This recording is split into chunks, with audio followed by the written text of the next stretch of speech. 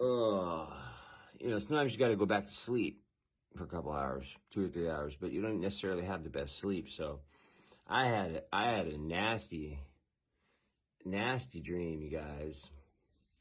So I'm living like in this boat community. This whole workshop place is up on stilts, and I get a boat ride there, and there's this little kid, right? This little boy. He's like, you know, he wanted to see the workshop or whatever, right? So I take him up there, right?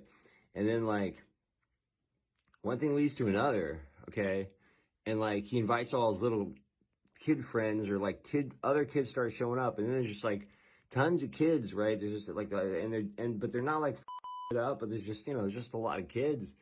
There's like all just little boys and girls like all everywhere in my house, and so then go out for a smoke, and then I look in and there's kids, and then I get distracted or whatever, and I end up like going on this ridiculous mission.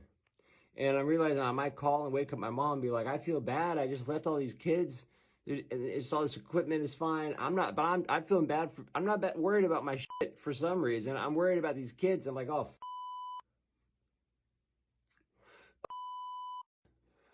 my house is filled with kids, and I'm like 25 boats away, guys. 25 boats away. I don't know how I ended up. I walked through weird swirling. None of it was good. None of it.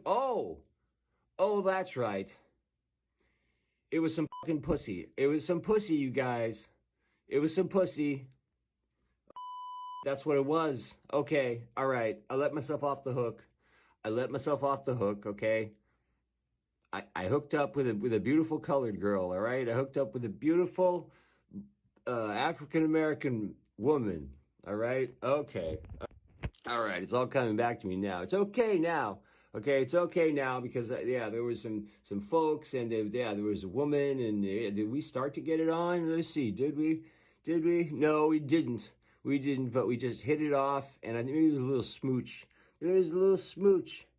On the boat. It was like these weird malls that I was actually in real life in Mexico, where it's like, how you go in a mall and it's like you can go and there's these corridors behind the little things in the mall, especially like at the food court and stuff, but just in general, there's these other corridors if you need to use a different bathroom, and you go and it's the back entrance to all the stores. Well, but it was like that, but that was the actual mall, dude.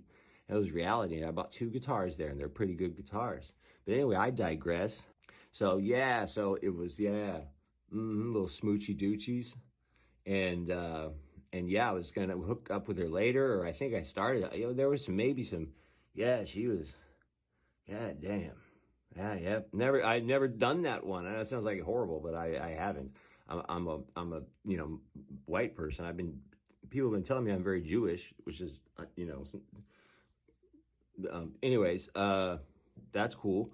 But my last dream of this nature, I was with the Asian woman. Her name was Carla. And, but anyway, I digress. So anyway, but then after I realized that like I was gonna get my freak on / really getting to know, a very different kind of person in this boat community. The kids are still back at my house. Never made it back to the house. Question for y'all in the imaginary peanut gallery down there or up there, wherever you are. Stop staring at my crease. Question for you. Wait, I forgot the question now. What's the question? Oh, yeah, when you're in a dream and then you leave a place, you're trying to get back to the place. Do you ever make it back? I don't think I've ever made it back. Never in my life. Those kids must have. No, I didn't make it back. For a second, I thought I did, but I think I was imagining what it would be like if I made it back. And I was hoping that like just one kid was there and everything was safe. And they're like, and he was like, got hung up playing an instrument or something. And then I'd be like, all right, dude, time to get the fuck out. Good morning, everybody.